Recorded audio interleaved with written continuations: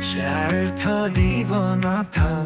مجھے کہتا کل کائنات تھا،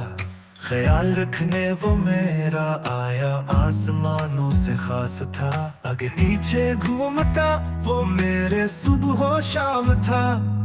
دکھتا نہیں وہ آنکھوں کو کہاں گیا مہمان سا، وہ پاگل سا، وہ پاگل سا۔ میں شاعری کی دیوانی تھی، جمالو دیوانی بھی ایک کہانی تھی،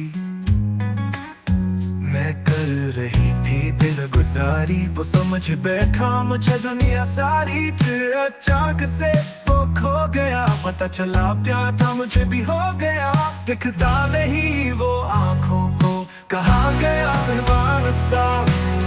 وہ پاگل سا، وہ پاگل سا۔ میں ساری انا میں تھی، کچھ باتیں میرے دماغ میں تھی، وہ چھوڑ نہیں سکتا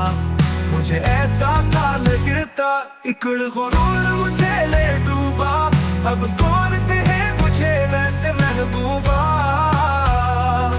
دکھتا نہیں وہ آنکھوں کو کہاں گیا مہمان سا۔